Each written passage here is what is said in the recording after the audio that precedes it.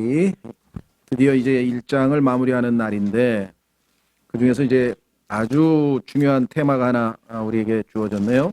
그것은 여러분과 저의 조상인 인간인 아담의 창조입니다.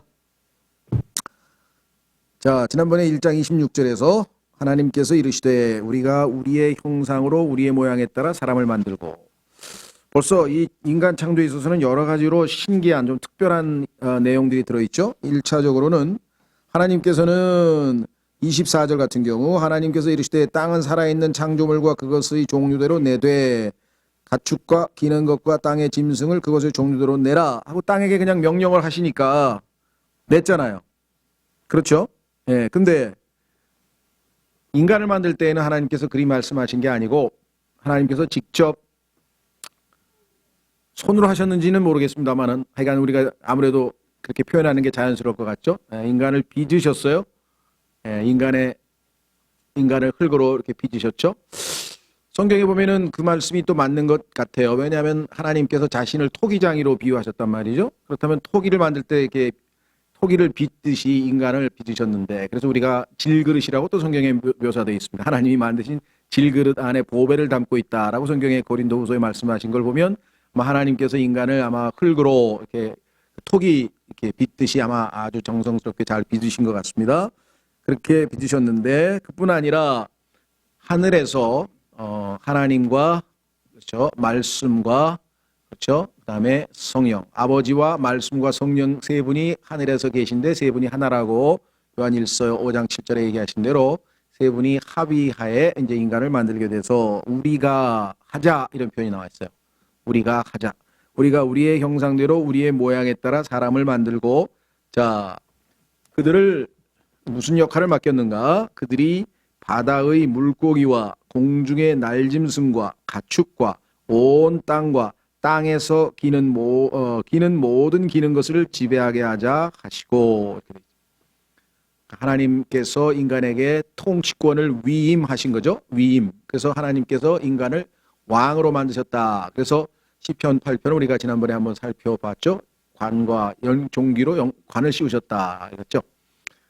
안타까운 것은 이제 그 관을 우리가 이 사탄에게 넘겨주는 사건이 이제 창세기 3장에 나왔고, 그 비극 때문에 이제 오늘날 우리가 이 죄의 통제하에 죄가 관영하는 이 악한 현 세상에서 살게 됐습니다만은, 원래 하나님께서 창조하실 때에는 인간에게는 왕이라고 하는 왕권이 주어져 있었습니다. 그래서 사람들은 뭐 인간을 만물의 영장이다 뭐 이런 표현을 주로 쓰기도 하죠. 자, 그래서 27절에 이처럼 하나님께서 자신의 형상으로 사람을 창조하시되 하나님의 형상대로 그를 창조하시고 그들을 남성과 여성으로 창조하시니라. 여기에 또 신비스러운 이야기가 나옵니다. 그것은 뭐냐? 그를 창조하셨는데 또 그들을 창조하셨대. 분명히 그를 창조했다고 해서 사람인데 그 사람은 보니까 또 안에 남자도 있고 여자도 있고, 그래서 또 그들이라고 또 복수로 나왔어요. 하나님 단수죠. 그런데 하나님도 뭐라 그래요? 우리라고 그러죠. 우리. 복수인 것처럼 인간도, 근데 그가 알고 보니까 그들이야 또. 그래서 인간이 하나님의 형상대로 지음받았다고 하는 것을 우리가 미루어 짐작할 수가 있죠. 이것을 뭐 신학적인 용어로 collective person이라고 하는데, 그러니까 집합적 인간이다. 이렇게 해서 인간은 그러니까 개체, 인디비주얼, 하나 개체가 다 다른 게 아니라 아담이라고 하는 한 인류 안에 모든 인간이 다 소속되어 있는 것, 그런 것들을 우리가 알 수 있고요. 자, 그래서 이제 28절 하나님께서 그들에게 복을 주시고, 자, 하나님께서 그들에게 이르시되 뭐라고 얘기했나 보십시오. 다산하고 번성하여 땅을 채우라. 땅을 정복하라. 또 바다의 물고기와 공중의 날짐승과 땅 위에서 움직이는 모든 생물을 지배하라 하시니라. 예, 여기서 지난번에 말씀을 드렸던 것과 마찬가지로 여기서 땅을 채우라라고 했을 때 이 채우라고 하는 것은 앞부분에 채우라고 하는 단어와는 다른 종류라 그랬죠. 자, 앞부분에 어디에 채우라는 표현이 한번 나왔었던가요? 예, 그렇죠. 22절에 똑같이 짐승들을 만드신 다음에 다산하고 번성하여 바다의 물들을 채우고 했을 때 이제 그 물고기에 대한 얘기가 나왔는데, 이 채우라고 하는 표현은 그야말로 채우는 거죠. 그런데 사람의 경우에는 이 다시라고 하는 again이라는 표현이 지금 하나 들어있는데 지금 우리 성경은 이 단어를 있는 그대로 객관적으로 좀 번역해 놓으셨으면 좋겠는데 번역하기 전에 이미 교리적 판단을 하고 그 교리적 판단에 입각해서 번역을 잘못 하게 된 것이 지금 이제 심각한 문제가 돼서 집중적으로 지금 이 뭐랄까 이 성경에 있어서 가장 흠결이 있는 부분으로 지금 많이 지적을 받고 있는 것 중에 하나입니다. 이게 지금 왜 교리적인 입장을 떠나서 성경에 replenish를 하면은 re라고 하는 말은 당연히 again이라는 뜻이잖아요. 그렇죠? 예. 그런데 그거를 우리가 그 교리적 입장을 이미 딱 가진 채로 그거를 그냥 단순히 채우라라고 번역을 해놓으면은 이게 이제 문제가 되는 거죠. 자, 뭐 그거는 지난번에도 자세히 말씀드렸으니까. 그래서 여러 가지 내용들이 여기 아주 함축돼서 많은 것들이 들어가 있는데 오늘은 특별히 하나님의 형상에 대해서 좀 살펴보려고 합니다. 지난번에 형상과 모양에서 형상은 외적인 것이고 즉 아버지와 아들과 성령 이 셋이 하나인 것처럼 인간도 영과 혼과 몸이 하나라고 하는 그런 면에서 우리가 좀 살펴보고 모양이라고 했을 때는 이 모양이라는 말 자체도 우리나라는 지금 외적인 느낌이 주로 들어오죠, 사실은. 근데 이 likeness라고 하는 것은 우리말로 글쎄 뭐라고 번역을 해야 될지는 저도 잘 모르겠어요. 그러나 그 성품에 관한 얘기라고 했습니다. 아까 우리 출애굽기 34장에 하나님은 긍휼이 많으시고 은혜로우시고 오래 참으시고 선하고 진리가 풍성하시고 뭐 이런 하나님의 내적인 성품에 관한 얘기가 우리가 이제 이 likeness라고 하는 표현인데 우리말에서는 그냥 이걸 모양이라고 하니까 우리는 모양 하면은 그냥 외적인 느낌이 또 들어온단 말이죠. 그래서 이 문제도 사실은 우리가 어떻게 이 likeness라고 하는 것을 답을 얻을 것인지 하여간 뭐 그렇습니다. 그래서 다만 자, 두 가지 외적, 내적 다 우리는 하나님의 그 모양과 그다음에 형상을 따라서 창조된 존재다. 자, 그러면 일단 여기서 하나님의 형상에 대해서 우리 한번 살펴보려고 합니다. 자, 우선 말씀드린 것처럼 요한일서 5장 7절에 아버지와 말씀과 성령 이 세 분이 하나라고 되어 있다는 사실을 우리가 잘 알고 있고요. 그래서 하나님께서는 세 분이기 때문에 한 분이시면서 세 분이시기 때문에 신기하죠. 그래서 우리라고 하는 표현을 지금 26절에 사용을 했는데 자, 그렇다면은 인간도 어떤 모습을 하고 있는지 하나님의 형상에 있어서 첫 번째 한번 확인해 보겠습니다. 데살로니가 전서 5장. 데살로니가 전서 5장.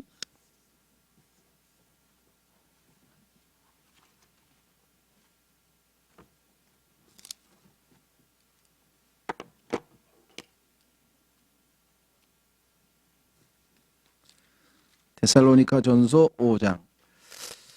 우리가 지금 다루고 있는 주제를 일반적으로 이게 성경적 인간학이라 그래요. 그러니까 뭐 어렵게 이름을 붙였습니다만은 그냥 성경에서 인간은 무엇이라고 하느냐. 세상에 소위 말하면 이 철학 중에는 인류학 또는 인간학이라고 해서 인간은 어떤 존재인가에 대한 학문적인 그 인문학 그 분야가 있습니다만은 그들은 성경하고는 뭐 사뭇 다르죠. 그래서 우리가 그것을 정말 이 성경하고 비교할 수는 없지만 성경에서도 하나님께서 인간에 대해서 무엇이라고 말씀하시는지를 우리가 정확하게 알아야 되는데 왜냐? 이 하나님이 창조하신 이 우주 또는 세상에는 아시다시피 하나님과 그다음에 하나님의 창조물 중에서 하나님을 대적한 마귀와 그다음에 이제 하나님께서 이 마귀를 멸하기 위해서 그렇죠? 이 마귀를 멸하기 위해서 하나님께서 이제 등장시킨 우리 인간. 그래서 하나님, 마귀, 인간 이 세 인격체가 이 우주에 존재하면서 그 관계에 따라서 이 역사고 모든 게 다 이제 결정 지어지는 거란 말이죠. 그렇다면 인간이 어떤 존재인지를 정확하게 아는 것은 정말 신앙적으로 굉장히 중요하다는 것이죠. 그런데 지금 아시다시피 성경에는 분명히 인간은 영과 혼과 몸이라고 하는 세 부분으로 그죠? 되어 있다고 성경이 분명하게 말씀하고 있는데 지금 교회를 다니고 있는 분들의 거의 제가 보기에는 뭐 아마 장로교는 거의 90%가 다 이제 이분법인데요. 영혼과 육체로 되어 있다 이렇게 지금 가르치고 있단 말이죠. 자, 한번 확인해 보겠습니다. 데살로니가 전서 5장 23절. 데살로니가 전서 5장 23절. 평강의 바로 그 하나님께서 너희를 온전하게 거룩히 구별하시기를 원하노라.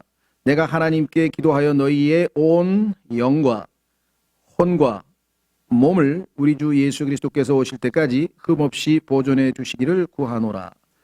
그러면 인간은 영과 혼과 몸으로 되어 있다는 사실을 분명하게 알고 있죠. 뿐만 아니라 다른 성경 구절에서 히브리서 4장에도 혼과 영이 구분되어 있어요. 그리고 뭐 영어로 soul spirit이라고 하는 단어가 따로 있는 것은 물론이고 우리말도 혼과 영이 있고 그다음에 헬라어에도 있고 히브리어에도 있고 다 있습니다. 그러니까 영과 혼을 같은 것으로 생각해서 만들어낸 단어가 영혼이란 단어예요. 영혼. 우리는 이걸 너무 많이 써왔어요. 내 영혼, 뭐 찬송가에도 나오고. 근데 영혼이란 말은 이게 실체가 없는 단어예요. 왜냐하면 영하고 혼을 짬뽕을 시켜서 두 개를 붙여놨잖아요. 그렇죠. 혼이면 혼이고 영이면 영이어야 되잖아요. 아니면 영과 혼하고 두 개를 붙여서 얘기하려면 그렇게 되는데 영혼이라는 단어를 만들어내가지고 신학 서적에도 보면은 이거를 영어에 스피릿을 영혼으로 번역한 사람도 있고 소울을 영혼으로 번역한 사람도 있고 이게 뭐 이 혼돈이 말할 수가 없습니다. 성경이 정확하지 않으면은 교리적인 것도 혼동이 되고 지금 하여간 그 우리말로 번역된 책을 읽을 때 확신을 갖고 읽을 수가 없어요. 왜? 이 영혼이라고 하는 것을 원어에서 스피릿을 번역한 건지 소울을 번역한 건지 알 수가 없다. 얼마나 지금 두 가지가 완전히 다른 건데. 그렇죠? 그래서 이것을 왜 그러면 사람들은 소위 말하면 세상에서 철학자들이 인간은 정신과 육체로 되어 있다. 그거는 이해가 돼요. 거듭나지 않은 사람들이니까 영이 죽어있는 사람들이 얘기할 때 인간은 정신과 육체로 되어 있다 그래가지고 그 두 가지를 구분해서 육체의 어떤 분야, 그 다음에 멘탈, 한 인간의 정신 분야 뭐 이렇게 나누는 거는 이해가 되는데 어떻게 그리스도인이라고 하는 분들이 성경에 나와 있는 대로 믿지 않고 성경이 아니면 성경을 근거로 했다고 하는 뭔가 그 교리 체계를 만들어 놨는데 인간은 영혼과 육체로 되어 있다 이렇게 하고 성경에서 영과 혼이라고 하는 단어는 서로 바꿔 쓸 수 있는 같은 건데 바꿔 쓸 수 있는 interchangeably 사용할 수 있다. 뭐 이렇게 이게 공식 장로교 소위 말하면 인간학의 기본 교리입니다. 그래서 우리처럼 영과 혼과 몸이 있다 그러면은 장로교에서는 이단 취급을 받아요. 특히 그거 제일 많이 주장한 사람이 워치만니다. 그래서 워치만이 영향을 받아서 이단이다 이렇게 얘기하는데 우리는 워치만이나 아니면 무슨 영과 혼과 몸을 가르치는 누구의 이야기를 들은 게 아니라 성경에 기록되어 있는 말씀을 그대로 우리는 믿는 것뿐이죠. 그렇죠? 예, 그래서 이분법, 삼분법이라고 하는 용어가 나올 때는 바로 인간이 일반적으로 영혼과 육체로 되어 있다고 잘못 믿고 있는 분들의 생각입니다. 근데 사실은 그것은 창세기 3장에서 인간이 타락해서 그렇죠? 하나님께서 분명하게 흙으로 사람을 빚고 하나님께서 숨을 불어넣으셔서 안에 사람 속에 영을 지으셨다 그랬습니다. 그리는데 그 사람이 생명을 얻은 사람이 살아있는 혼이 되었다. 이것이 소위 말하면 인간학의 가장 기본이죠. 그래서 창세기 2장 7절에서 하시는 그 말씀에 근거를 하면 인간은 당연히 영과 혼과 몸으로 되어 있어야 된다는 것이죠. 자, 그런데 창세기 3장에서 여러분도 아시다시피 인간이 죄를 짓고 타락을 하게 됩니다. 그렇죠? 그때 인간의 영은 뭐 죽었다고 표현을 해도 좋겠고 하여간 죄와 허물로 인해서 죽었다고 이제 우리가 보통 표현하는데 영적으로 이제 이 기능을 이 영이 고장이 났든지 아니면 죽었든지 해서 지금 기능을 발휘할 수 없는 상태가 됐습니다. 그래서 하나님과 교제가 단절이 된 상태가 됐고 그 다음에 인간의 혼은 그렇죠? 육체 다시 말하면서 눈으로 보암직도 하고 그 다음에 먹음직도 하고 보암직도 하고 지혜를 줄 만큼 탐스럽기도 하다라고 하는 것에서 외부에서 들어온 자극에 의해서 그렇죠? 몸이 받은 감각적 자극에 의해서 혼이 따라가 버렸기 때문에 우리의 혼이 영을 좇아서 산 것이 아니라 육을 좇아서 결정을 내린 결과 우리는 이제 이 영적으로 죽고 타락을 해버렸는데 그때 혼과 몸은 들러붙어서 그렇죠? 들러붙어서 이제 소위 말하는 육신이라고 하는 타락한 몸이 되어버린 거예요. 타락한 몸이 되어버린 거죠. 그러니까 영이 지금 고장이 난 상태에서 인간이 사색에 의해서 어떤 학문적인 어떤 그런 연구 결과에 의해서는 인간은 영혼과 육체 둘밖에 없다라고 하는 것은 당연한 결과죠. 왜냐하면 영이 죽어 있는 상태에서 지금 얘기를 하니까. 우리도 성령께서 내 안에 들어오셔서 내 죽은 영이 살아났죠? 어떻게 알 수 있는가?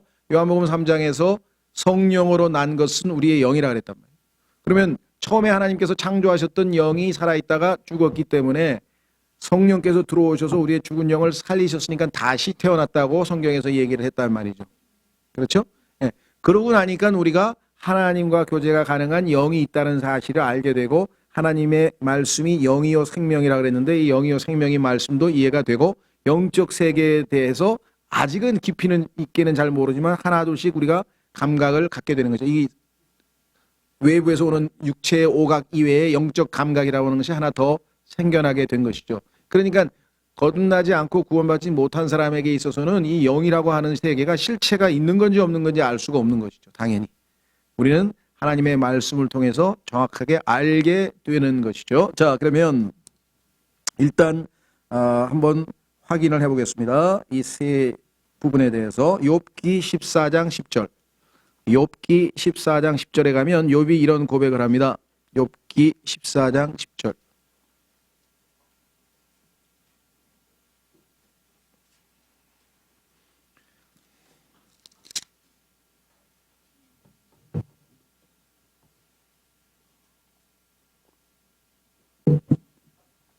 욥기 14장 10절. 사람이 죽으면 소멸되나니 참으로 사람이 숨을 거두면 그가 어디에 있나이까.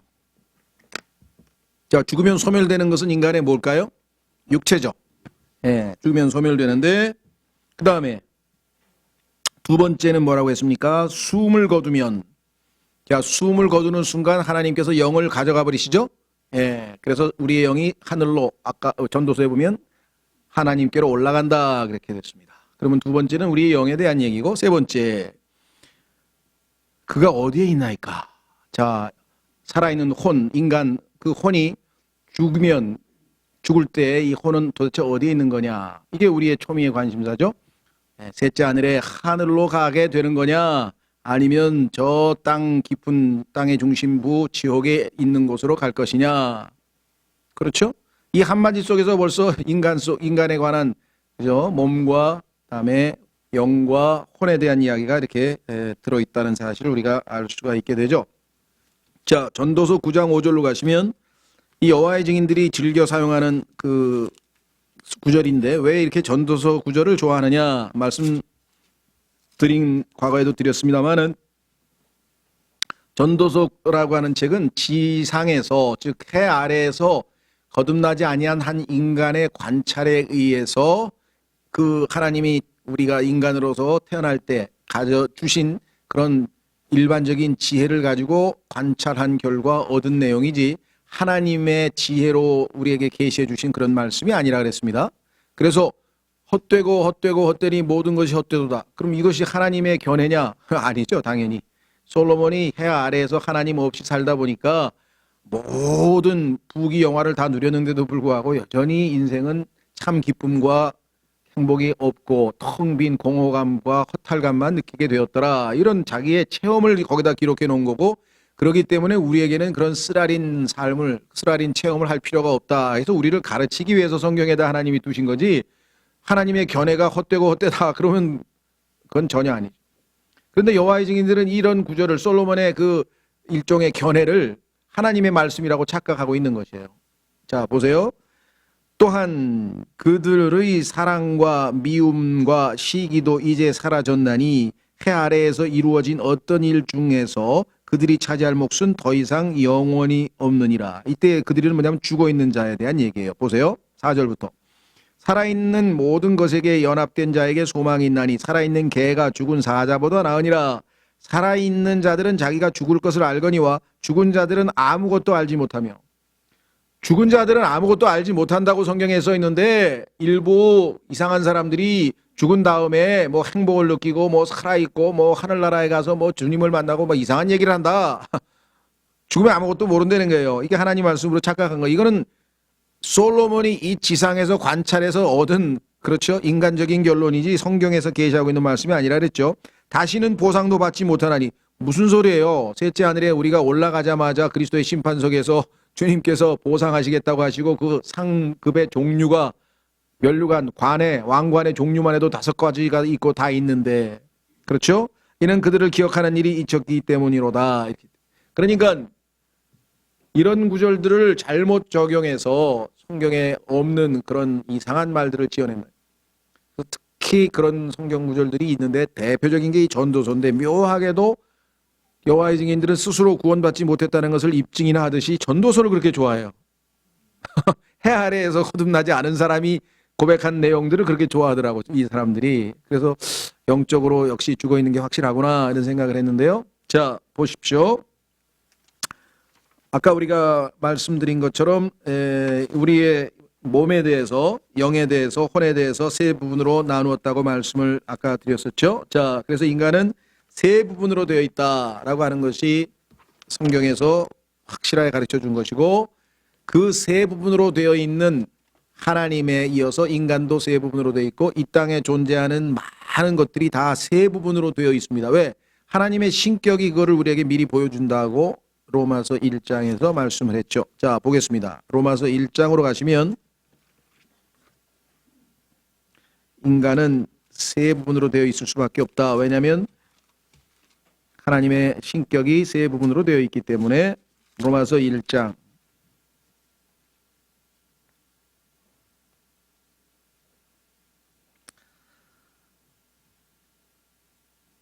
예, 18절서부터 로마서 1장 18절. 하나님의 진노가, 창세기 3장에서 벌어진 일 때문에 하나님의 진노가 이제 생겼는데요. 하나님의 진노가 불의 안에서 진리를 붙잡아두는 사람들의 모든 경건치 아니한 것과 불의를 대적하여 하늘로부터 계시되었나니. 하나님의 진노의 이유가 두 가지가 나와 있다고 말씀드렸습니다. 아주 중요하죠. 왜 하나님이 진노하신 이유가 뭘까? 경건치 아니한 것, 인간이 하나님에 대해서 올바르지 못한 상황에 놓여 있는 것. 두 번째, 불의, 인간과 인간 사이가 옳지 않은 관계에 놓여 있는 것. 그렇죠? 이 두 가지, 수직 관계, 수평 관계가 잘못되어 있을 때. 그래서 예수님께서는 딱 두 가지만 말씀하셨죠? 뭐라고 말씀하셨습니까? 주 내 하나님을 마음과 혼과 생각과 힘을 다하여 사랑하라. 두 번째, 내 이웃을 내 자신과 같이 사랑하라. 하나님께서 진노하신 이유가 두 가지인데, 구원받은 사람이라면 그 두 가지가 바로 잡혀야만 당연히 하나님이 기뻐하시지 않겠느냐. 그렇죠? 예. 자, 그래서 다시 돌아옵니다. 뭐라고 되어 있습니까? 19절. 이는 하나님을 알만한 것이 그들 속에 분명히 드러나 있기 때문이라. 인간은 하나님을 알 수 있도록 지으셨다. 하나님께서 그것을 그들에게 보이셨느니라. 어떻게 알 수 있는가? 그분의 보이지 아니하는 것들, 곧 그분의 영원하신 권능과 신격은 세상의 창조 이후로, 자, 창조 이후로 분명히 보이며, 보이지 않는 것들이 보여. 보이지 않는 것들은 그분의 영원하신 권능과 신격인데, 어마어마한 자연현상, 나야가라 폭포라든가, 그 다음에 밤하늘에 수없이 많이 떠있는 아름다운 별들이라든가, 이런 걸 보게 되면은 그 하나님의 영원하신 권능이 그쪽에 숨겨져 있어서 하나님의 권능은 안 보이는데 우리는 그걸 느끼고 알게 된다는 것이죠. 그뿐 아니라 또 신격, 하나님의 신격은 아버지와 아들과 성령으로 된 그러한 삼위일체 하나님이 계신데, 이 자연현상에서 삼위일체 하나님에 대해서 우리가 알 수 있다. 예를 들면 의의 태양이라고 성경에서 예수 그리스도를 말씀하셨는데, 태양에도 우리가 잘 아는 이 자외선이 있고 적외선이 있고 화학선이 있다 이 말이에요. 이 땅에 하나님께서 만들어 놓은 모든 자연현상에는 다 세 가지 형태로 돼 있어요. 사회에도 마찬가지. 소위 말하면 쉽게 얘기하면 군대도 육해공군이 있고요. 시간도 과거, 현재, 미래가 있고. 하여간 이 땅에서 인간 생활에 있어서 중요한 것들은 하나님께서 다 셋으로 나누셨어요. 그래서 우리가 간극에 대해서도요, 그 기준만 알면 쉽게 이해를 합니다. 성경에 보니까 그때 있던 세상이 있고, 지금 있는 현 악한 세상이 있고, 다가올 세상이 있고. 세상이 셋으로 돼야 설명이 되지, 창세기 1장 1절과 1절이 1장 3절과 다른 세상이라고 하는 것을 구분 못하면은 두 세상밖에 없게 되는 거죠. 그렇죠? 예. 자, 그래서 우리는 여기에 신격에 관한 얘기가 나와 있습니다. 뭐라고 되어 있는가 보십시오. 이것은 권능과 신격은 세상의 창조 이후로 분명히 보이며 만들어진 것들을 통해 깨달아 알 수 있나니, 만들어진 것은 하나님이 창조하신 것이죠.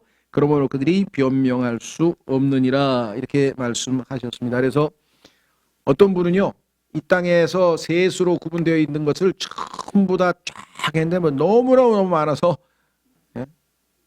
몇 가지만 우리가 지금 예를 들었습니다만은, 그래서 삼분법, 이것은 너무나 분명하다. 그러면 자, 몸에 대해서 몇 가지만 더 살펴보겠습니다. 이 몸이라고 하는 것은 뭐냐? 이 땅에서 우리의 혼이, 그렇죠, 살아가는 데 있어서 필요한 장막이라고 성경에 써 있습니다. 고린도후서. 그러니까 성경에 보면은요, 예수님께서 나를 본 자는 아버지를 보았느니라, 그렇게 얘기를 했는데, 아무도 아버지를 본 사람이, 하나님을 본 자가 없느니라. 그러면 도대체 어떻게 된 거예요? 그것은 하나님의 몸에 해당하는 예수님은 눈으로 보이지만 혼에 해당하는 하나님은, 아버지는 당연히 우리가 볼 수 없는 분이고, 그렇죠? 그래서 그 삼위일체이신 하나님에 대한 인식만 있으면 성경 구절이 모순될 리가 없다라는 것입니다. 자, 그래서 고린도 후서에 보시면 인간의 몸은 뭐라고 표현되어 있는가? 집이라 그랬어요. 집. 땅에 있는 우리의 이 장막집, 이렇게 얘기했네요. 고린도후서 5장 1절, 만일 땅에 있는 우리의 이 장막집이 해체되면, 죽는 순간에 해체되는 것이죠. 왜? 혼이 떠나버리니까. 그럼 육체는 그 몸은 흙으로 돌아간다. 창세기 3장 19절에서 하나님이 정하신 원칙에 따라 다 흙으로 돌아가게 되어 있습니다. 그렇죠?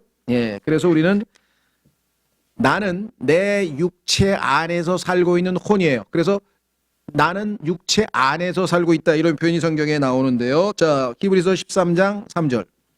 그러니까 성경에서 볼 때 이게 영인지 이게 혼인지 이게 구분이 안 되면은 교리적으로 설명이 안 됩니다. 자, 히브리서 13장 3절.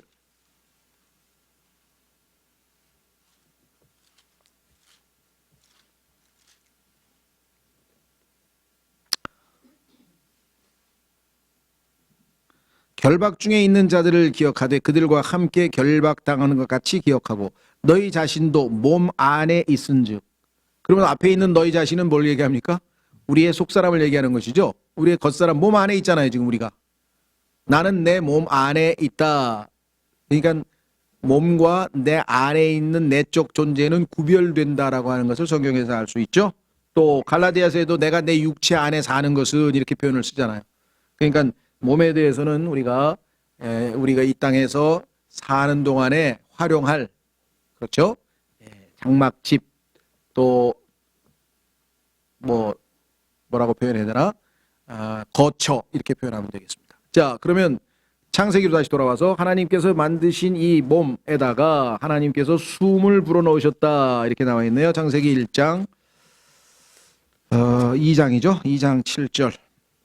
2장 7절에 인간의 두 번째, 주 하나님께서 2장 7절 땅의 흙으로 사람을 지으시고, 이게 이제 인간의 몸에 대한 얘기죠.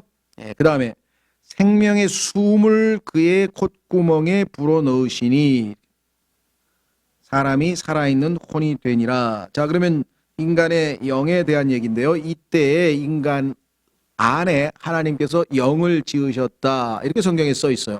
자, 한번 확인해 보겠습니다. 두 군데인데요. 스가랴서 12장. 스가랴서 12장 1절로 한번 가보겠습니다.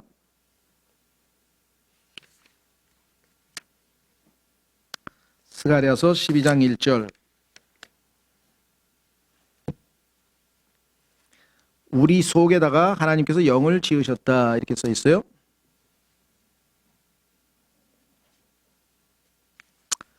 스가랴서 12장 1절. 이스라엘을 위한 주의 말씀의 엄중한 부담이라. 주 곧 하늘들을 펼치고 땅에 기초를 놓으며 사람 속에 사람의 영을 짓는 이가 말하노라. 자, 그러면 사람 속에 영을 지었는데, 우리가 이제 혼동하기가 쉬운 게 숨, 하나님께서 집어넣은 그 숨 자체가 사람의 영이냐, 아니면 사람 안에 숨을 불어넣은 순간에 영을 따로 지은 거냐. 이 영과 숨의 관계가요, 어떻게 보면 같은 것 같기도 하고 어떻게 보면 다른 것 같은 그런 내용이 가끔 나와요. 성경에 보면은 숨과 영은 구분해 나왔어요. 구분. 자, 확인해 보겠습니다. 욥기 34장에 보시면 인간이 죽을 때 숨을 거둘 때 영을 가져가신다 이런 표현이 나오는데요. 자, 한번 확인해 보겠습니다. 욥기 34장 14절. 욥기 34장 14절.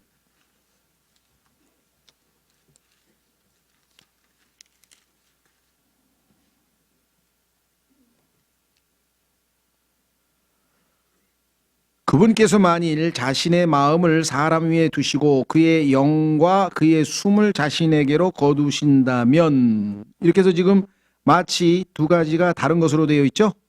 예, 그래서 우리는 똑같은 건 아닌데 밀접한 연관이 있다는 것을 알 수 있어요. 왜냐하면 하나님께서 숨을 불어넣으시는 순간에 영이 지어지긴 했지만 인간이 호흡이 곧 인간의 영이냐? 그건 아니죠. 영의 기능 중에 하나가 호흡이지, 그죠? 영 자체가 곧 호흡으로 이렇게 볼 수는 없죠. 그런 구분되어 있는 구절이 성경에 여러 개가 나옵니다. 그러니까 숨이 딱 기능을 정지하는 순간 인간의 영은 하나님께 회수된다라고 성경에 기록되어져 있습니다. 자, 그 다음에 성경에서 또 우리가 영과 관련지어서 좀 살펴볼 것은요. 그 유명한 히브리서 4장 12절입니다. 히브리서 4장 12절. 아까도 말씀드렸습니다마는 영과 혼을 구분하지 않고 섞어버리면 이 히브리서 4장 12절을 우리가 설명해낼 수가 없겠죠. 히브리서 4장 12절. 하나님의 말씀은 살아있고 권능이 있으며 양날 달린 어떤 검보다도 예리하여 혼과 영과 및 관절과 골수를 찔러 둘로 나누기까지 하고. 그러니까 이 영과 혼이 같은 거라면 둘로 나눌 수가 없겠죠. 영과 혼을 구분해서 성경에서 분명하게 기록을 해놓은 것을 우리가 확인해 볼 수 있습니다. 자, 이제 전도서 3장으로 가면 사람이 죽는 순간에 어떤 일이 벌어지는가를 설명할 때 영은 어떤 일이 벌어지는가? 죽는 순간에 하나님께로 회수되어진다라고 성경에 써 있습니다. 자, 전도서 3장.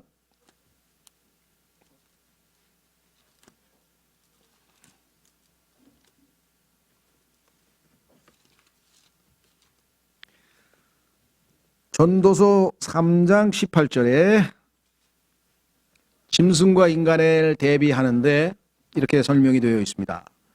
전도서 3장 18절.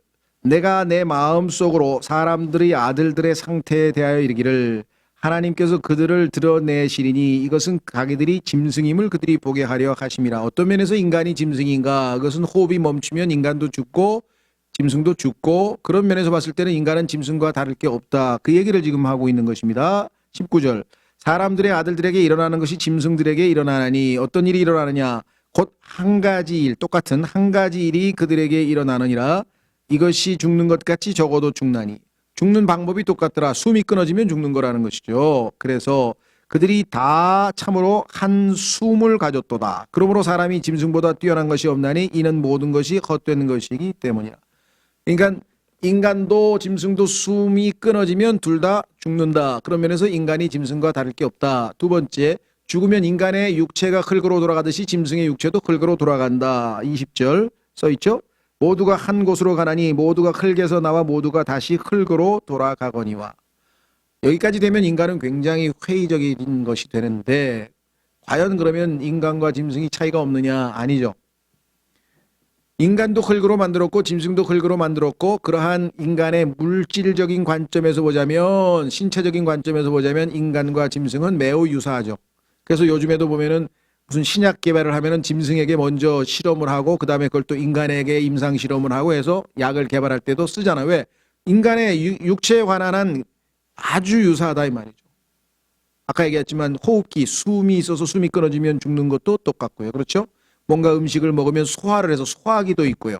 그 다음에 피가 흐르는 순환기도 있고요. 그러니까 인간과 짐승과의 육체적 관점, 즉 해부학적으로 보면은 너무나 유사하죠. 문제는 어디에 있느냐? 영적인 면에서 다르다는 거죠. 자, 중요한 얘기가 나와 있네요. 21절. 위로 올라가는 사람의 영과 땅으로 내려가는 짐승의 영을 누가 알리요?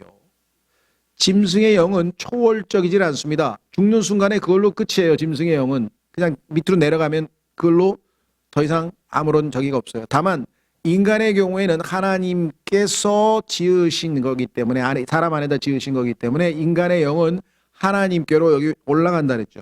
회수된다 그랬죠. 그렇다면 인간과 짐승은 완전히 다른 거다.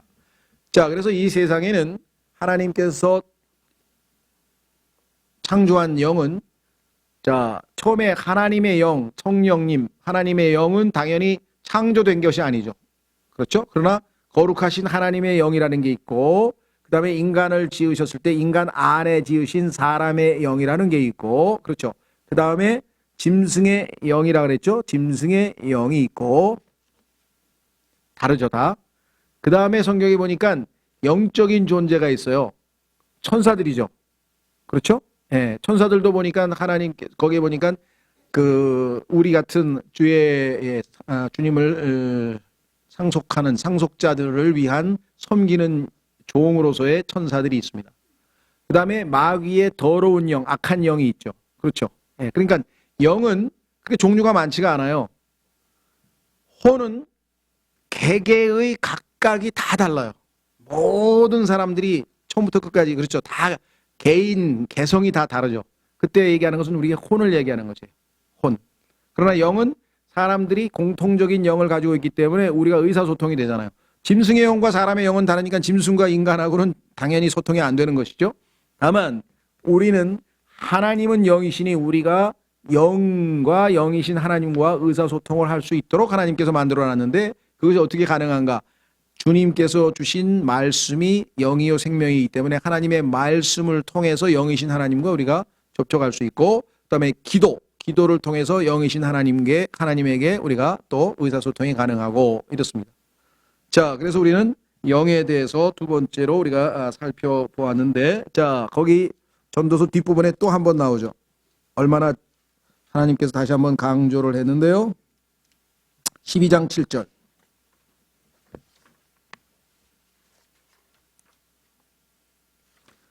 전도서 12장 7절. 전도서 12장은요, 인간이 나이가 들어서 죽게 될 때 일어나는 현상들을 아주 어떻게 표현할까요? 비유적으로 상당히 아주 글쎄 뭐 재치 있게라고는 좀 그러는데요. 아주 의미심장하게 묘사되어 있어요. 여기 보시면 1절에 이제 내 젊은 시절에 내 창조자를 기억하라. 곧 재난의 날이 이르기 전에 혹은 내가 말하기를 내가 이 해들을 기뻐하지 아니하노라 하는 그런 해들이 가까이 이르기 전에, 해와 빛과 달과 별들이 어두워지기 전에 혹은 비가 온 뒤에 구름들이 되돌아오기 전에 기억하라. 그러니까 1절과 2절은요 두 가지 면인데, 우리 개개인의 인간의 인생에 있어서는 나이가 들어서 늙을 때에 대한 얘기고요. 왜냐하면 젊은 시절에 언젠가 늙은 때가, 나이 들 때가 온다는 얘기고요. 교리적으로 보자면 이제 환란 때에 어두운 시절이 온다는 얘기인데, 자 3절에 보시면 그날에는 집을 지키는 자들이 떨며 강한 자들이 자신의 구부리는 맷돌 가는 자들이 적음으로 그치며 작물들로 내다보는 자들이 어두워지리라. 벌써 우리가 읽으면서 인간의 여러 가지 신체 부분들을 아주 비유법을 정확하게 잘 쓰셨죠? 집을 지키는 자들이 떤다 그랬는데, 집을 지키는 게 뭡니까? 다리겠죠, 다리. 다리가 떨리고 강한 자들이 자신을 구부리고 허리, 맷돌 가는 자들이 적음으로 어금니, 창문들, 눈, 맷돌 가는 소리가 낮아질 때 그러면 어떻게 됩니까? 문들이 거리에서 닫히며 새소리에 그가 일어나고 나이가 드셔서 점점 일찍 일어나. 해서 쭉 보면 음악하는 모든 딸들이 쇠하리라 해서 나이가 들어서 들 때 인간의 모습들을 쭉 기록하고 결국은 마지막 순간에 이제 어떻게 죽는가. 6절에 보면 혹은 은줄이 풀리고 금그릇이 깨지고 물 항아리가 샘에서 깨지고 바퀴가 물 저장고에서 깨지기 전에 기억할지니. 그러니까 3절서부터 6절까지는 인간의 여러 가지 신체 기관들을 비유적으로 묘사해서 이제 결국은 죽음이 이르게 될 것이다. 그러니까 나이가 늙어서 죽기 전에 창조주를 기억하고 정말 올바르게 살아야 된다는 얘기를 지금 하는데, 마지막 7절에 이렇게 얘기했어요. 그때의 흙은 전에 있던 대로 땅으로 돌아가며 영은 그것을 주신 하나님께로 돌아가리로다. 그렇죠. 자, 그러면 성경에 따르면 인간이 이 땅에서의 생명을 다하고 죽었다. 그러면은 죽는 순간에 어떤 일이 벌어지는가? 분명히 영은 하나님께로 올라간다 그랬죠. 긁은 소멸된다 그랬으니까 땅으로 돌아갔습니다. 이제 제일 중요한 게 뭐냐? 인간이 죽을 때 초미의 관심사, 제일 중요한 거는 그 혼이 어디에 가 있느냐가 중요하다 그랬잖아요. 그렇죠? 우리는 이미 성경을 통해서 예수 그리스도를 믿고 구원받은 사람은 주님과 함께 셋째 하늘로 올라가게 될 것이고, 그렇지 않은 혼은 영원한 고통의 장소인 지옥으로 가게 될 것이라는 사실을 우리가 알잖아요. 그래서 예수 그리스도께서 사람이 온 천하를 얻고도 자기 혼을 잃으면, 즉 혼이 지옥으로 가버리면 모든 걸 이 땅에서 얻는다 할지라도 그게 무슨 유익이 있겠느냐. 그렇죠? 그래서 혼의 구원에 대해서 성경에서 우리에게 얼마나 강조하고 있는가. 예수 그리스도께서도 바로 그 혼에 대한 얘기를 했습니다. 자, 한번 확인해 보겠습니다. 마가복음 8장. 마가복음 8장에 보면 예수님께서 이제 혼에 대해서 우리에게 이렇게 이야기를 합니다. 마가복음 8장.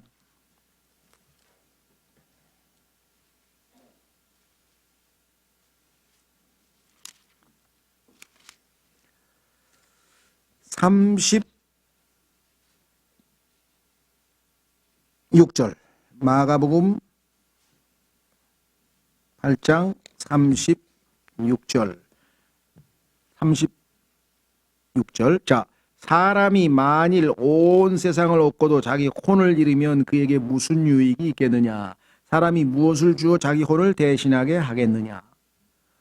여러분과 저는 다행히도 이제 혼을 잃어버릴 수 있는 자가 아니라 혼을 구원받은 사람이라고 성경에 써 있습니다. 그렇죠? 자, 히브리서 10장에 가면 여러분과 저는 이 혼이 구원받은 존재라고 설명이 되어 있어요. 히브리서 10장 마지막 39절.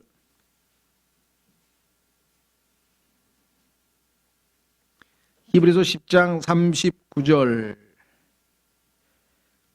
그러나 우리는 뒤로 물러가 멸망에 이르는 자들에게 속하지 아니하고 믿어서 혼의 구원에 이르는 자들에게 속하느니라. 그러니까 제일 중요한 것은 혼이 멸망하느냐, 그걸 이제 죽는다 그랬는데요. 에스겔서에 보면은 죄를 짓는 혼은 죽는다 그랬어요. 몸이 죽는 건 말할 것도 없고, 그렇죠? 혼이 죽는다고 할 때는 혼의 죽음은 영원한 멸망에서 지옥에 가는 것을 성경에서 혼이라 그랬죠. 그래서 성경에서 무엇을 마땅히 두려워해야 된다 그랬습니까? 몸만 죽이는 자들을 두려워하지 말라. 왜? 세상에 있는 권력 잡은 사람들이 아니면 뭐 강도가 우리를 죽일 때에는 우리의 몸밖에는 못 죽여요. 그런데 예수님은 몸만 죽이는 게 아니라 혼을 영원한 불못에 던져서 죽게 하시는 그분을 진짜 두려워해야 된다라고 해서 성경에 말씀하는 걸 보게 돼요. 그러니까 이 혼의 죽음에 대한 얘기가 성경에 반복해서 나오게 됩니다. 그래서 주님께서도 이 혼이 얼마나 중요한 것인가에 대한 이야기를 우리가 얘기를 했죠. 자, 예수 그리스도께서도 우리와 똑같이 영과 혼과 몸을 지니고 이 땅에 인간으로 사셨어요. 확인해 보겠습니다. 자, 많은 분들이 예수 그리스도께서 지옥에 가셨다 그러니까 막 깜짝 놀라면서 막 스캔들을 일으킨 것처럼 예수님께서 지옥에 가셨다는 표현을 했더니 그걸 안 받아들이더라고요. 성경에 써 있다 그랬는데 그래도 믿을 수가 없다는 거예요. 성경에 써 있는 걸 믿을 수 없으면 그건 말이 안 되는 거예요. 사실은 어디서 그 증거가 있냐면요. 여러분 그 찬송가 아시죠? 찬송가. 여기 있나? 없네.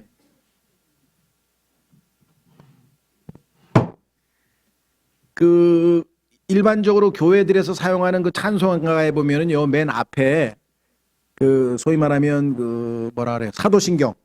사도신경이 써 있어요.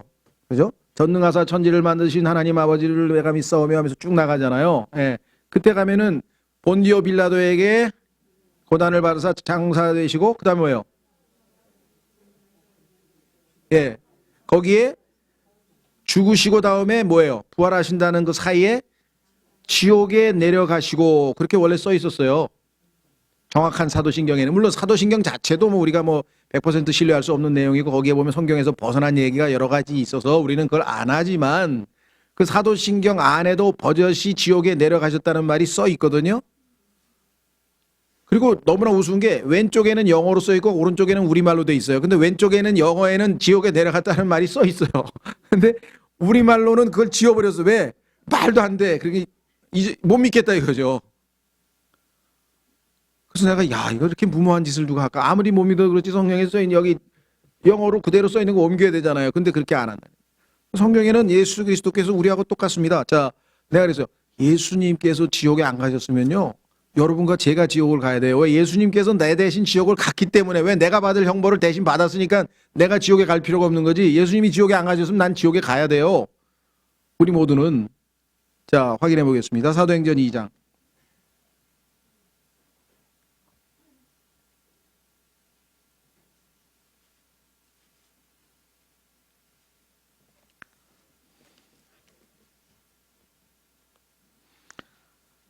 자, 다윗을 통해서 이제 예수 그리스도의 부활에 대해서 성경에서 미리 예언을 했는데요. 자, 30절 보십시오.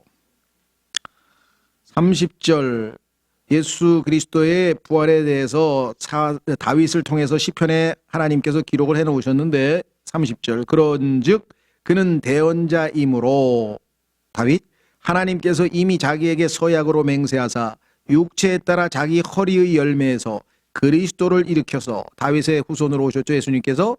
그렇죠. 육체에 따라 자기 허리의 열매에서 그리스도를 일으켜서 자기 왕좌에 앉으실 것을 알았고 예수님에 대해서 하나님께서 예언하신 것을 다윗은 알았다. 이렇게 써 있습니다. 또 이것을 미리 보았으므로 하나님께서 미리 보여주셨으니까 그래서 옛날에는 뭐라고 했습니까? 대언자란 말을 안 쓰고 선견자란 말을 썼잖아요. 선견자. 미리 보았다. seer, S-E-E-R. 그래서 여기도 미리 보았다 그랬잖아요.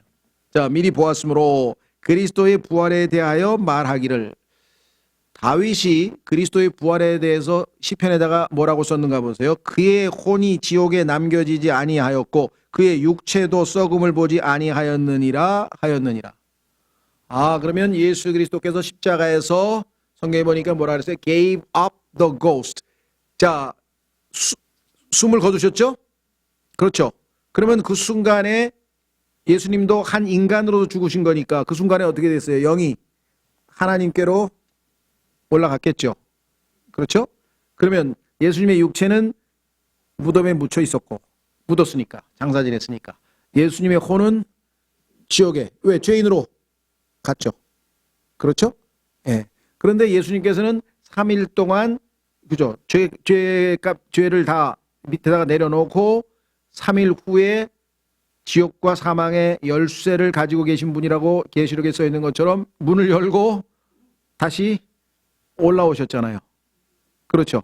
그러니까 여기 분명히 뭐라 그랬어요? 그의 혼이 지옥에 남겨지지 아니했고 그의 육체도 썩음을 보지 아니하였느니라. 이 예수님을 하나님께서 일으키셨으며 우리는 다 그 일의 증인이로다. 인간도 똑같이 죽는 순간 영은 하나님께로 가고 혼은 흙으로 가고 혼이 이제 구원받은 혼과 구원받지 않은 혼과의 차이에 있다는 것이죠. 성경에 보면 유일하게 일단 한 번 혼이 지옥으로 가면 두 번 다시 기회가 없습니다. 빠져나올 수가 없어요. 예. 나중에 백보자 큰 흰 왕좌 심판에서 불못으로 이제 던져지게 되는데 자 지옥과 불못의 차이 같은 겁니다. 다만 하나는 임시 장소고 하나는 영원한 거처예요. 그러니까 요즘 현대 우리가 쉽게 좀 비유적으로 설명하면 구치소에 갇혀 있어요. 구치소에 갇혀 있다가 판결을 받고 감옥으로 가는 거예요. 그러니까 감옥이 불못이고 구치소가 지옥이에요. 임시 거처, 영원한 거처란 차이지 같은 불구덩이죠. 예, 그래서 성경에 보면은 이제 이 예수 그리스도의 부활에 대해서 예수님께서 한 가지 표적을 줄 터인데 그것이 바로 무슨 누구라 그랬어요? 요나의 표적이라 그러죠. 요나의 표적. 자, 요나서에 대해서도 이제 그 마지막 이제 살펴보고 마치겠는데요. 사람들이 요나가 고래 뱃속에서 안 죽었다고 주장하는 사람이 있어요. 그런 분들 보셨나요? 요나가 고래 뱃속에서 안 죽었다고 생각하시는 분이 있는데 그래서 살아났다. 그러면 예수님의 부활의 죽으심과 장사되심과 부활의 예표로서는 적합할 수가 없죠. 당연히 요나가 죽어야 예수님의 부활의 예표가 될 수 있는데 죽지도 않은 요나가 어떻게 부활의 예표가 되느냐. 자, 확인해 보겠습니다. 요나서 한번 확인해 보겠습니다. 다 이게 연관이 되네요. 자,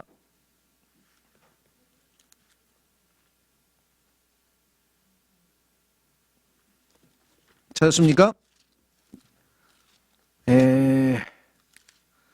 오바댜, 그렇죠. 요나서 2장에 보면은요.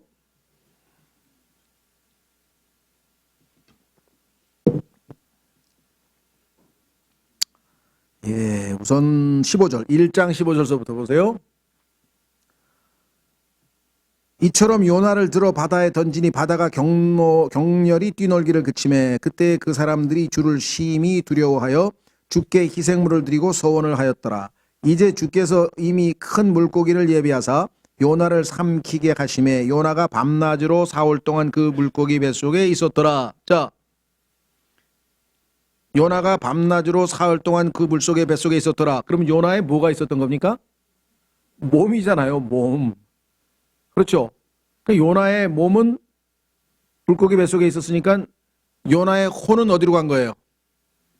지옥으로 갔겠죠. 요나의 영은 하나님께로 회수됐을 거 아니에요. 죽는 순간에, 우리가 지금 계속해서 죽는 순간에 어떤 일이 벌어지는가 지금 말씀드렸잖아요.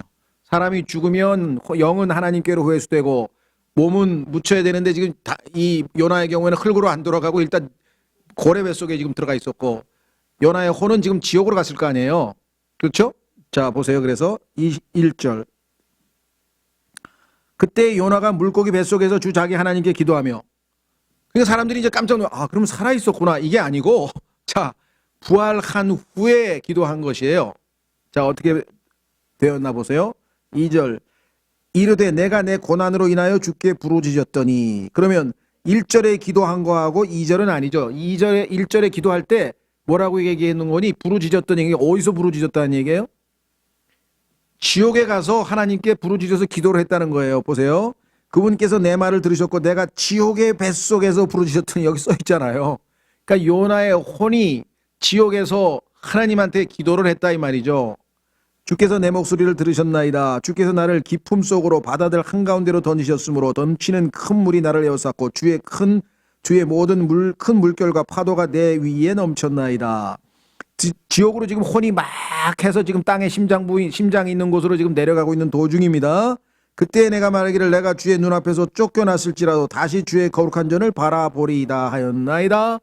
부활에 대한 지금 확신을 가지면서 물들이 나를 에워싸되 혼까지 에워쌌으며, 지금 요나의 혼은 성경에 보니까 혼은 예수님께서 the heart of the earth, 땅의 심장이라고 그랬고 에베소서 4장에서는 땅의 더 낮은 부분이라고 했단 말이죠. 그러면 지구가 있으면 제일 정 가운데에 있는 부분까지 내려가려면 바닷속을 지금 통과하고 있는 중이잖아요. 혼이.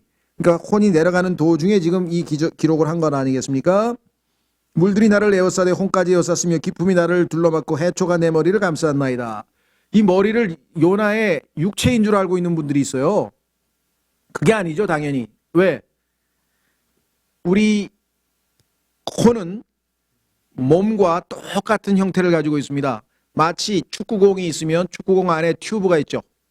그 다음에 바람이 있죠. 그러니까 바람은 0에 해당되고 그 튜브, 고무는 혼에 해당하고 바깥의 껍질은 육체에 해당되는 것처럼 우리의 혼은 보이지 않는 형태이지만 육체와 똑같은 형태를 가지고 있어요. 그래서 지금 여러분들 기억나세요? 지옥에서 부자가 뭐라 그랬어요? 부자의 혼이 지옥에 가 있는데 아브라함하고 대화할 때 그가 가지고 있는 손끝에를 찍으라든가 이 자신의 육체의 모양을 그대로 가지고 있는 것을 성경에서 보게 되죠. 예. 자, 그 다음에 보세요. 뭐라고 돼 있나? 6절. 내가 이걸 혼입니다. 산들의 밑바닥까지 내려갔으며, 몸이 아니잖아요. 당연히 혼이잖아요. 내가 산들의 밑바닥까지 내려갔으며 땅이 자기 빗장들과 함께 영원히 내 곁에 있었사오나. 이 빗장은 뭐예요? 문이 있으니까 저 지옥에 문이 있다 그랬죠. 문이 잠겨버려야 돼. 빗장. 오 주 내 하나님이여 주께서 내 생명을 썩음에서 끌어올리셨나이다.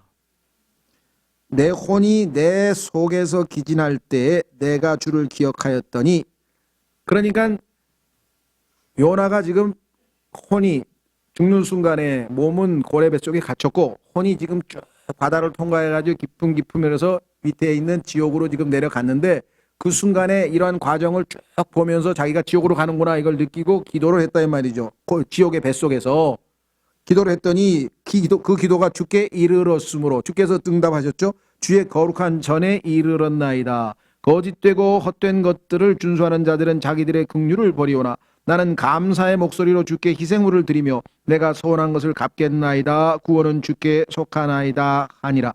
그러니까 지금 2절서부터 10절 9절까지의 기도는 요나가 기도 응답을 통해서 부활을 해서 고래의 뱃속에서 요나의 몸과 요나의 혼이 다시 하나가 된 상태에서 고래 뱃속에서 지금 기도를 딱 맞췄는데 그 순간에 하나님께서 탁 토해내서 지금 튀어나왔단 말이죠. 10절 주께서 그 물고기에게 말씀하시며 물고기가 요나를 육지에 토하여 내니라. 몸과 혼과 영이라고 하는 이 정확한 구분을 안 하면 이 요나서이 무슨 소리인지 알 수가 없어요. 이해가 되세요? 예수 그리스도께서 죽으셨을 때와 비교해보면 정확하게 맞아떨어지죠. 그러니까 예수님께서 자신의 죽으심과 장사되심과 부활이라고 하는 이 표적을 요나의 표적에다가 비유해서 말했잖아요. 그러면 요나는 당연히 죽었는데 살아났는데 그 과정을 지금 요나가 기도를 통해서 묘사하고 있잖아요. 이해가 되시겠어요? 예. 그래서 요나의 혼이 다시 고래의 뱃속으로 들어가서 육체와 결합했고 예수님도 마찬가지 영과 혼과 몸이 해체됐던 것이 다시 결합해서 부활하신 게 예수 그리스도 아니에요. 여기도 마찬가지. 그렇죠? 예, 그래서 인간에 대해서도 정확하게 영과 혼과 몸을 우리가 잘 구분해야만 그렇죠? 교리적인 설명이 가능합니다. 자, 마지막 한 구절 또 한번 찾아보겠습니다. 이거는 지난번에 배웠는데 그러니까 이제 설명이 되는 거예요. 자, 요한일서 3장에서 너무나 많은 사람들이 이 구절을 가지고 고민한다 그랬죠? 왜? 거듭났어나 그런데 거듭난 사람은 죄를 질 수가 없대. 그럼 나는 여태까지 수없이 죄를 졌는데 거듭난 이후에? 그럼 어떻게 된 거예요? 자, 요한일서 3장 이것 때문에 얼마나 많은 사람들이 미혹당하는가 보세요. 9절 누구든지 하나님에게서 난 자는 죄를 짓지 범하지 아니하나니. 그러면 하나님에게서 난 것이 뭔지는 성경에 나와 있잖아요. 거듭난 우리 그리스도인들 아니에요. 그러면 그리스도인들은 죄를 안 지어요? 이는 그분의 씨가 그 속에 머물러 있기 때문이라. 그는 하나님에게서 났으므로 죄를 지을 수 없느니라 하면서 그럼 나는 죄를 지는데 어떻게 된 거죠? 예, 그래서 교리적으로 우리의 영에 해당하는 속사람이다. 어떻게 알 수 있어요? 요한복음 3장에서 주님께서 육에서 난 것은 육이요 성령에서 난 것은 영이라 그랬잖아요. 그럼 나의 영, 혼, 몸 중에서 거듭난 부분은 나의 영만 거듭난 거예요. 영만. 혼은 죄들로부터 구원을 받은 거예요. 몸은 아직 구속을 받지 못한 채로 지금 기다리고 소망 가운데 구속을 기다리고 있다고 성경에 써 있어요. 그러니까 구원론도 영과 혼과 몸을 모르면 절대로 설명이 안 된다 이 말이에요. 무슨 말이가 됐죠? 예수님을 믿는 순간에 우리의 영은 다시 태어났어. 여기 써 있잖아요. 그런데 그 영은 그 속사람은 죄를 지을 수가 없어. 왜? 거기에 주님의 씨가 거기에 거하고 있기 때문에. 우리의 속사람은 죄를 지을 수가 없다 이 말이죠. 그렇죠? 그런데 내 혼이 속사람 즉 죄를 지을 수 없는 영을 쫓아 살면 당연히 죄를 안 짓는데 그게 아니라 내 안에 내 몸 안에 죄가 거하고 있는 육을 쫓아 살면 당연히 죄를 짓는다 이 말이죠. 이게 지금 여기서 얘기하는 것은 우리의 속사람은 절대로 죄를 질 수 없다는 얘기를 지금 하고 있는데 영과 혼과 몸을 구분하지 않은 채 나 거듭났어. 그러면 내가 죄를 지을 수 없다는 얘기야? 이렇게 교리를 설명을 해버리니까 앞뒤가 안 맞는 얘기잖아요. 우리가 죄를 짓는데. 그렇죠? 그래서 영과 혼과 몸의 구분이 얼마만큼 성경 인간론뿐만 아니라 성경의 구원과 관련지어서도 정확하지 않으면 설명을 할 수가 없는 거죠. 그러면 혼동이 생기고 그렇죠? 예. 그래서 다시 한번 하나님께서 인간을 창조하셨을 때 하나님의 형상대로 지음받았다고 하는 것이 영과 혼과 몸에 해당된다는 사실을 우리가 다시 한번 확인했습니다. 자, 그래서 이제 가장 기본적인 것들을 우리가 이제 준비를 했고요. 다음 시간에 이제 29절부터 창세기 1장 29절부터 해서 이제 조금 속도를 좀 내겠습니다. 가장 기본적인 것들은 여기서 우리가 자, 다 같이 일어나셔서